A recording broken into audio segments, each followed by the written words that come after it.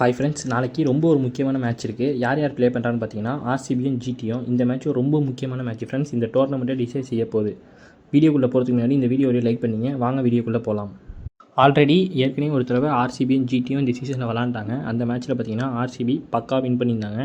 அந்த மேட்ச்சில் GT first batting பிடிச்சி 200க்கு மேலே அடிச்சிருந்தாலுமே அதை ஆர்சிபி ஈஸியாக சேஸ் பண்ணிட்டாங்க. அந்த மேட்ச்சில் வந்து சின்னசாமியில். இப்போ இந்த மேட்ச் நடக்க போகிறது எங்கன்னு பார்த்தீங்கன்னா குஜராத் அகமதாபாத் ஸ்டேடியத்தில் ஃப்ரெண்ட்ஸ்.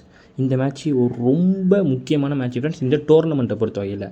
ஏன்னு நான் உங்களுக்கு இப்போ பாயிண்ட் டேபிள் வச்சு தெளிவாக சொல்கிறேன் பாருங்கள்.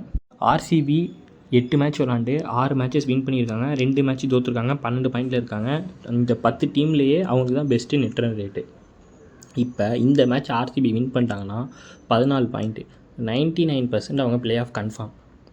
ஏன்னா அவங்க நெட் ரன் ரேட்டு பயங்கரமாக இருக்குது. இன்னொன்று என்ன சொல்லணும்னா 70% அவங்க டாப் 2க்கும் நான் கன்ஃபார்ம்னு சொல்லிடுவேன் ஃப்ரெண்ட்ஸ். ஓகேவா? இப்போ அதுவே ஜிடி பார்த்தீங்கன்னா அவங்களும் 8 மேட்சஸ் ப்ளே பண்ணியிருக்காங்க.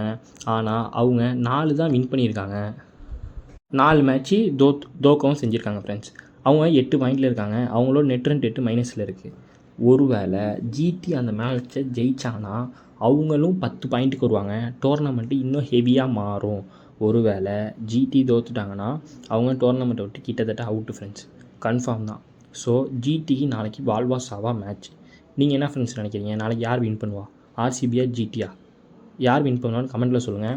இப்போ வாங்க ஆரஞ்சு கேப் பர்பிள் கேப் யார் வின் பண்ண போகிறாங்கிறத இந்த வீடியோவில் நான் உங்களுக்கு சொல்கிறேன். இது கரெக்டாக இல்லையாங்கிறத நீங்கள் டோர்னமெண்ட் முடிஞ்சு கமெண்ட்டில் சொல்லுங்கள். ஆரஞ்சு கேப் பார்த்தீங்கன்னா வைபவ் சூரியவம்சி 9 மேட்ச் 400 ரன்னு. இப்போ ரீசெண்டாக சொல்லியிருந்தாங்க தவிர வைபவ் சூரியவம்சி பேட்டில் 8 சிப்பு வச்சுருக்காரு அப்படின்னு. அந்த அளவுக்கு ஒரு பயங்கரமான பர்ஃபார்மன்ஸ் கொடுக்குறாரு ஃப்ரெண்ட்ஸ். அப்படியே அடுத்து வந்தீங்கன்னா அபிஷேக் சர்மா 8 மேட்ச்சில் 380. கேஎல் ராகுல் 8 மேட்ச்சில் 358. அவர் ஒரே மேட்ச்சில் 152 அடித்ததும் மறக்க முடியாது. கோலி 8 மேட்ச்சில் 351. ஹென்ரிச் கிளாசன் 8 மேட்ச்சில் 349. எனக்கு யார் இந்த லிஸ்ட்டில் ஆச்சரியம்னா ஹென்ரிச் கிளாசன் தான். ஏன்னா அவர் எந்த சீசனுமே இந்த அளவுக்கு ரன் அடித்தது கிடையாது. ஸ்ட்ரைக் ரேட் பயங்கரமாக இருக்கும், ரன் அடித்தது கிடையாது ஃப்ரெண்ட்ஸ். ஓகே ஃப்ரெண்ட்ஸ், நீங்கள் யார் நினைக்கிறீங்க? யார் இந்த 5 பேரில் ஆரஞ்சு கேப் வின் பண்ண போகிறது? கோலியா, வைபவ் சூரியவம்சியா? நான் என்ன நினைக்கிறேன்னா இந்த வருஷம் கோலி வின் பண்ணுவார்னு நினைக்கிறேன் ஃப்ரெண்ட்ஸ். நீங்கள் என்ன நினைக்கிறீங்கன்னு கமெண்ட்டில் சொல்லுங்கள்.